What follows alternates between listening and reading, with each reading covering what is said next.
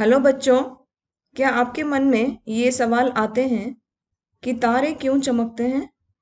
Periodic table में elements इतने clear order में कैसे रखे गए हैं?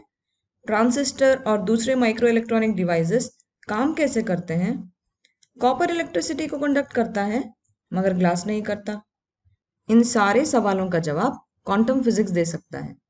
क्वांटम फिजिक्स को क्वांटम मैकेनिक्स या क्वांटम थियोरी भी कहते हैं और ये मॉडर्न फिजिक्स है। क्वांटम फिजिक्स माइक्रोस्कोपिक दुनिया को समझाता है और इस दुनिया में सारी क्वांटिटीज छोटे छोटे अमाउंट्स में या इन छोटे छोटे अमाउंट्स के इंटीजर मल्टीपल्स में होती है। जब क्वांटिटीज इंटीजर मल्टीपल्स में होती हैं तब उन्हें हम कह सकते हैं कि वो क्वांटाइज्ड है। पहले आइंस्टाइन ने मोटे मोटे तौर पे ये कहा था कि लाइट एक बंडल ऑफ एनर्जी होती है। फिर 1905 में आइंस्टाइन ने कहा कि लाइट या इलेक्ट्रोमैग्नेटिक रेडिएशन क्वांटाइज्ड होती है और वो क्वांटा से बनी होती है, जिसे हम अब फोटॉन कहते हैं। मजे की बात यह है कि ये जो वर्ड फोटॉन है, इसे आइंस्टाइन ने नहीं, एक केमिस्ट लीविस ने 15 साल बाद 1920 में दिया था।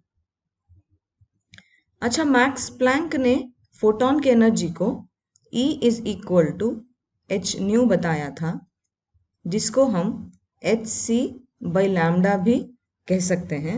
यहाँ पे h प्लैंक का कांस्टेंट है, जिसकी value 6.6 into 10 to the power -34 joule second है। c लाइट की स्पीड है, जो 3 into 10 to the power 8 metres पर सेकेंड है। और न्यू लाइट की फ्रीक्वेंसी है और लैम्डा लाइट की वेवलेंथ है। हम फ्रीक्वेंसी और वेवलेंथ को nu is equal to c by lambda से रिलेट कर सकते हैं, मतलब कि लाइट की वेवलेंथ फ्रीक्वेंसी से इनवर्सली प्रोपोर्शनल होती है। आइंस्टाइन तो थियोरेटिकल साइंटिस्ट थे। उन्होंने वेव थियोरी ऑफ लाइट को ऐसे ही प्रपोज नहीं किया था। उनकी थियोरी 3 एक्सपेरिमेंटल साइंटिस्ट के काम पे बनी थी।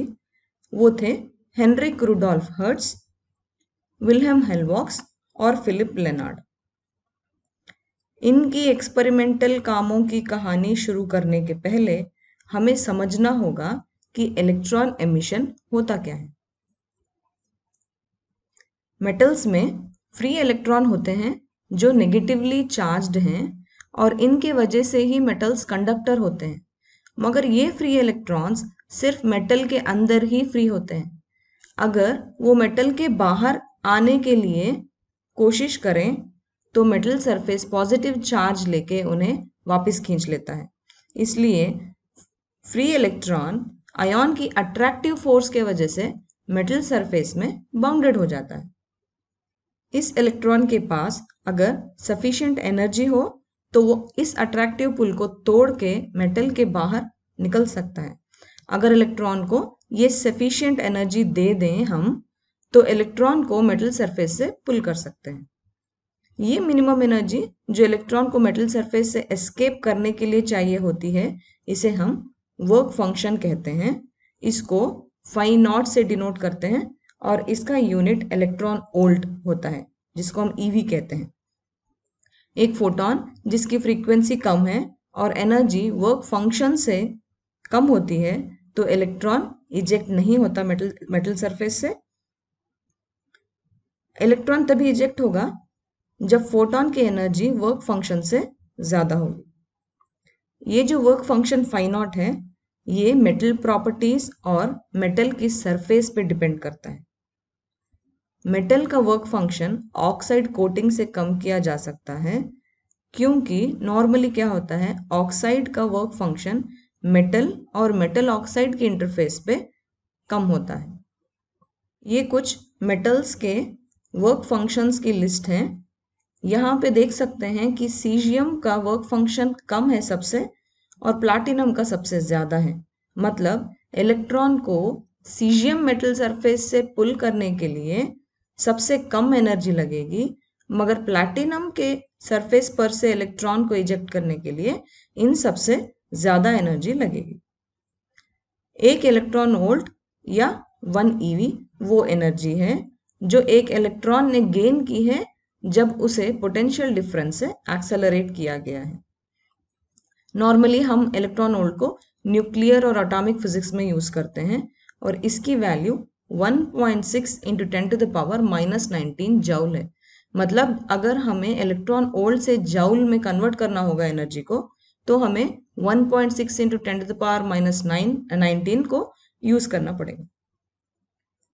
इस मिनिमम एनर्जी या वर्क फंक्शन को 3 तरीकों से दे के इलेक्ट्रॉन को पुल किया जा सकता है। पहला तरीका है कि मेटल को हीट कर लें और थर्मल एनर्जी दे दें, जिससे कि इलेक्ट्रॉन एनर्जी गेन करके मेटल सरफेस से इजेक्ट हो जाएगा। इस प्रोसेस को थर्मियोनिक एमिशन कहते हैं और जो इलेक्ट्रॉन्स लिबरेट हो रहे हैं इस प्रोसेस में उन्हें थर्मियॉन्स कहेंगे और ये मेटल सरफेस की टेम्परेचर पे डिपेंड करते हैं। मेटल पर एक स्ट्रॉन्ग इलेक्ट्रिक फील्ड अप्लाई करेंगे तो भी इलेक्ट्रॉन को मेटल सरफेस से पुल कर सकते हैं। इस टाइप के एमिशन को फील्ड एमिशन या कैथोड एमिशन कहते हैं। यही फंडा है जो स्पार्क प्लग में यूज किया जाता है। एक और तरीका है कि एक सूटेबल फ्रीक्वेंसी की लाइट को मेटल सरफेस पे शाइन करें तो इलेक्ट्रॉन्स मेटल सरफेस से एमिट होंगे। इस प्रोसेस को फोटो इलेक्ट्रिक एमिशन कहते हैं। जो इलेक्ट्रॉन एमिट हो रहे हैं उन्हें फोटो इलेक्ट्रॉन्स और इनकी मूवमेंट से जो करंट बनेगा वो फोटो करंट होगा। और ये जो लाइट और इलेक्ट्रिसिटी के बीच का रिलेशन है उसे फोटो इलेक्ट्रिक इफेक्ट कहा जाता है। फोटो इलेक्ट्रिक इफेक्ट को 1887 में हेनरिक हर्ट्ज ने डिस्कवर किया था। उनका रेडियो वेव्स पे एक्सपेरिमेंटल वर्क चल रहा था, जिसके दौरान उन्होंने ऑब्जर्व किया कि जब अल्ट्रावायलेट लाइट 2 मेटल इलेक्ट्रोड्स पे पड़ रही थी और इन मेटल इलेक्ट्रोड्स पे वोल्टेज अप्लाइड था, तब लाइट के इंसिडेंट होने के वजह से वोल्टेज चेंज हो रहा था और स्पार्किंग हो रही थी। 2 और एक्सपेरिमेंटल साइंटिस्ट हैलवाक्स और लेनार्ड ने भी ये क्लैरिफाई किया था कि जब यूवी लाइट मेटल सरफेस पे पड़ रही थी तब मेटल सरफेस से चार्ज पार्टिकल्स एमिट हो रहे थे और ये उस टाइम जे थॉमसन द्वारा डिस्कवर किए गए इलेक्ट्रॉन से मेल खा रहे थे।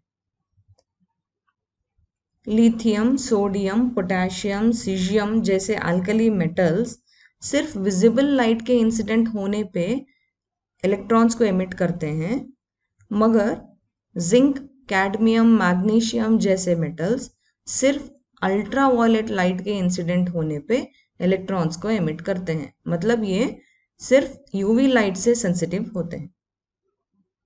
फोटो इलेक्ट्रिक इफेक्ट को ऑब्जर्व करने के लिए ये एक्सपेरिमेंटल अरेंजमेंट है। ये negatively charged photo sensitive metal surface है जिस पे लाइट शाइन करेंगे तो इलेक्ट्रॉन्स लिबरेट होते हैं। इन इलेक्ट्रॉन्स को पॉजिटिव प्लेट अट्रैक्ट कर लेता है और मेजर करने लायक करंट प्रोड्यूस हो जाता है। अगर हम इस प्लेट को नेगेटिव चार्ज से भर दें तो हम करंट को स्टॉप कर सकते हैं। इन 2 प्लेट्स के बीच का पोटेंशियल डिफरेंस मेजर करके हम इलेक्ट्रॉन की एनर्जी पता कर सकते हैं। क्लास 12 की एनसीईआरटी टेक्स्ट बुक में सेम एक्सपेरिमेंट ज़्यादा डिटेल में दिया गया है। इस एक्सपेरिमेंटल सेटअप में एक ग्लास ट्यूब है जिसमें वैक्यूम क्रिएट किया गया है। इसमें 2 इलेक्ट्रोड्स हैं। एक है फोटो सेंसिटिव एमिटर प्लेट जो यूवी रेडिएशन से एक्सपोज होने पर इलेक्ट्रॉन्स को एमिट करेगा और दूसरी प्लेट इन इलेक्ट्रॉन्स को कलेक्ट करती है। फोटो इलेक्ट्रिक इफेक्ट तभी होगा जब एक high frequency light emitter plate पे पड़ेगी। ये क्वार्ट्ज विंडो इस लाइट को अलो करता है जो एमिटर प्लेट पे सीधे इंसिडेंट होती है। बैटरी से पोटेंशियल डिफरेंस बनता है जिसके वजह से इलेक्ट्रॉन्स एक्सेलरेट होते हैं और इस पोटेंशियल डिफरेंस को रियोस्टैट से चेंज कर सकते हैं। कॉम्यूटेटर को यूज करके प्लेट्स के पोलैरिटी को रिवर्स किया जा सकता है और इलेक्ट्रॉन की एमिशन के वजह से इस सर्किट में करंट फ्लो होता है। वोल्ट मीटर से दो प्लेट्स के बीच का पोटेंशियल डिफरेंस मेजर होता है और सर्क्यूट का फोटो करंट माइक्रो एम्पियर से पता कर लेते हैं। इस फोटो करंट को ये प्लेट ए और सी के बीच का पोटेंशियल वेरी करके बढ़ाया या घटाया जा सकता है। फोटो इलेक्ट्रिक इफेक्ट में दो मेन ऑब्जर्वेशन है, वो ये कि फोटो इलेक्ट्रिक इफेक्ट लाइट की इंटेंसिटी और फ्रीक्वेंसी पर डिपेंड करता है। इन दोनों ऑब्जर्वेशंस को हम एक के बाद एक डिटेल से समझेंगे। फर्स्ट ऑब्जर्वेशन ये था कि एक सेकेंड में जितने फोटो इलेक्ट्रॉन्स एमिट हो रहे हैं वो लाइट की इंटेंसिटी से डायरेक्टली प्रोपोर्शनल थे। इस ग्राफ में हम देख सकते हैं कि जैसे जैसे इंटेंसिटी बढ़ रही है लाइट की, फोटो करंट भी वैसे वैसे लीनियरली बढ़ रहा है। मगर फोटो इलेक्ट्रॉन्स की एनर्जी लाइट की इंटेंसिटी पे डिपेंड नहीं हो रही थी। अब ये जानते हैं कि पोटेंशियल का फोटो इलेक्ट्रिक करंट पे क्या इफेक्ट होता है। इसके लिए हम इंसिडेंट लाइट की फ्रीक्वेंसी को फिक्स रखेंगे और इंटेंसिटी को वेरी करेंगे। पहले इंटेंसिटी I1 वाली लाइट को मेटल सरफेस पे शाइन करेंगे। कलेक्टर प्लेट का पॉजिटिव पोटेंशियल वेरी करके हर बार फोटो करंट मेजर करेंगे। हर बार फोटो करंट पोटेंशियल के साथ बढ़ता जाएगा और वो तब मैक्सिमम होगा जब एमिटर प्लेट के सारे इलेक्ट्रॉन्स प्लेट ए तक पहुंच जाएंगे। इस मैक्सिमम करंट को सैचुरेशन करंट कहते हैं। इस पॉइंट पे अगर हम कलेक्टर प्लेट का पोटेंशियल बढ़ाएंगे भी तो करंट नहीं बढ़ेगा।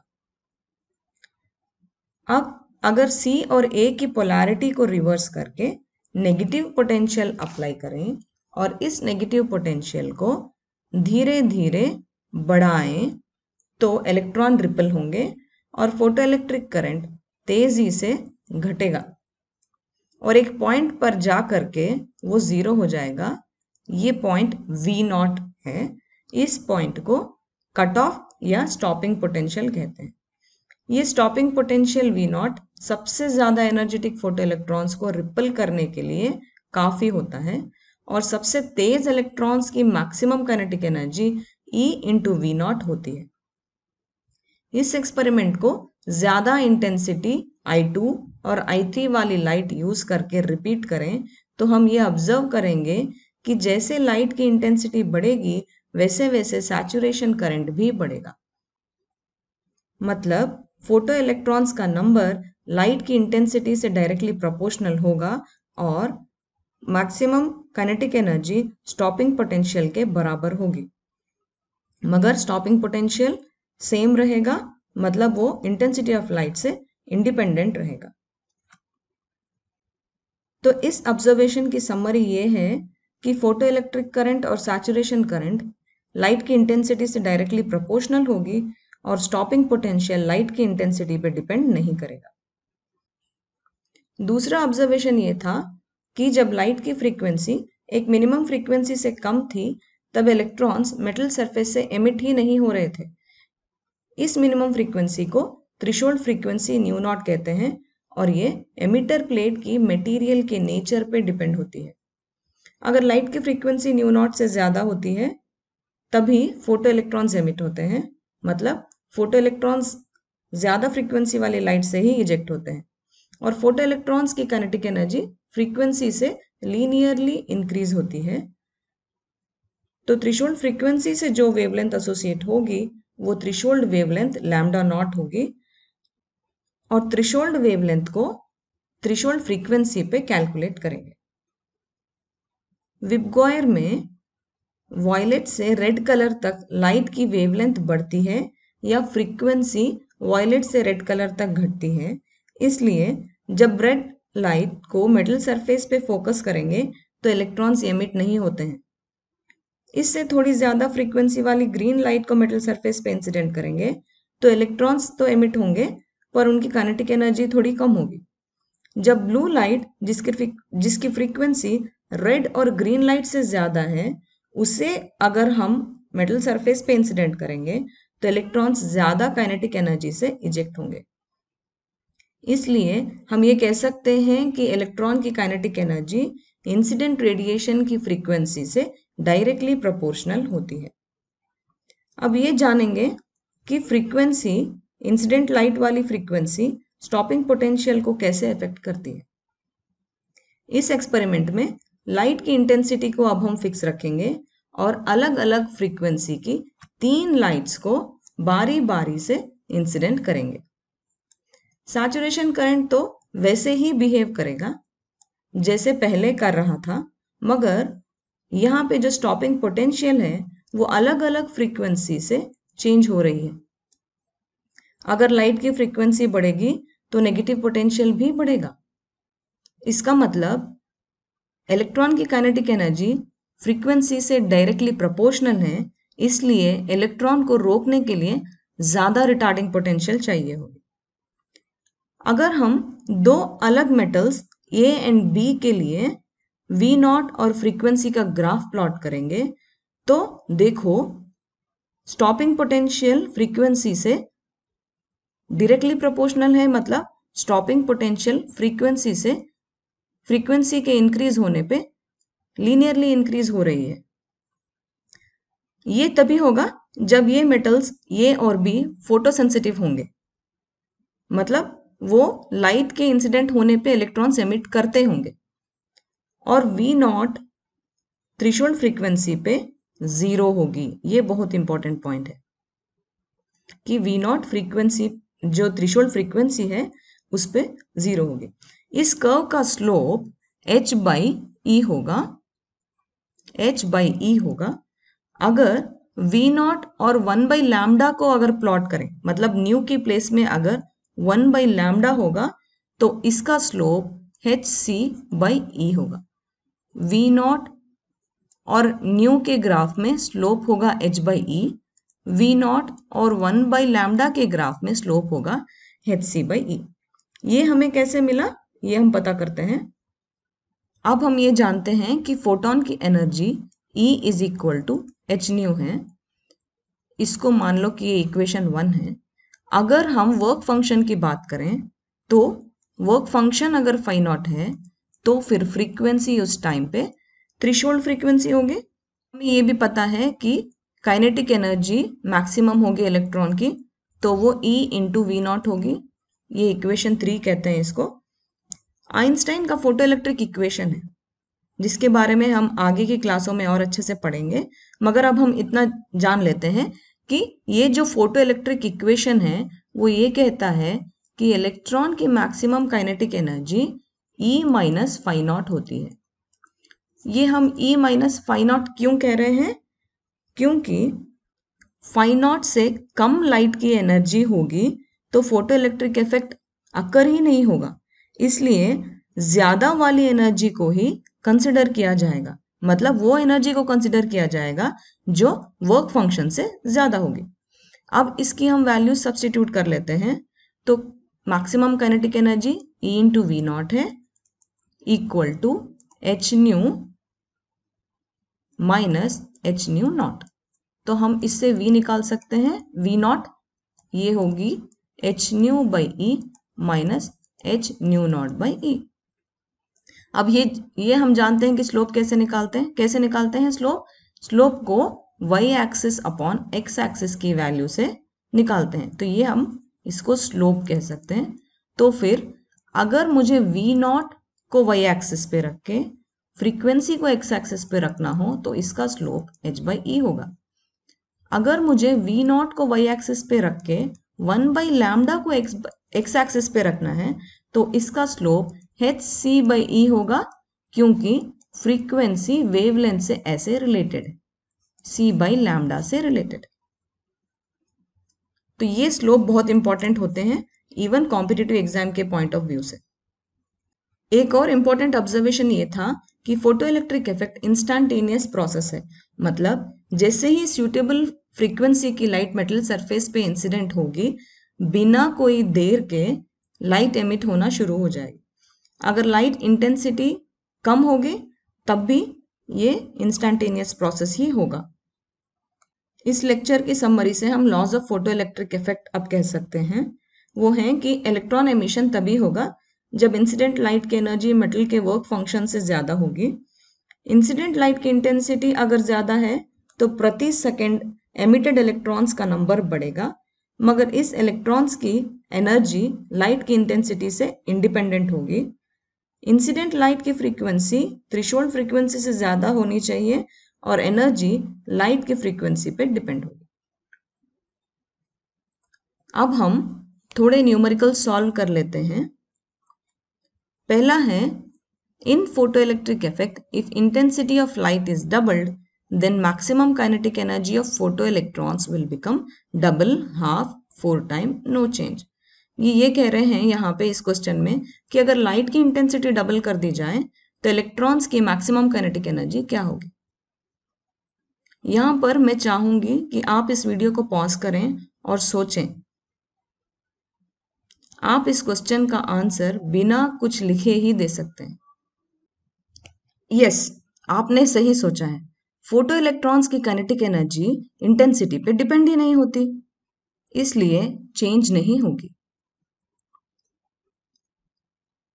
नेक्स्ट क्वेश्चन है, if the work function for the surface of aluminium is 4.2 eV, what will be the wavelength of that incident light for which stopping potential will be 0।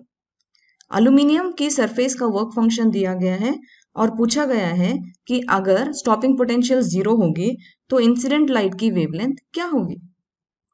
और ये 4 option दिए गए हैं, प्लैंक कांस्टेंट और charge of electron की value दी गई है।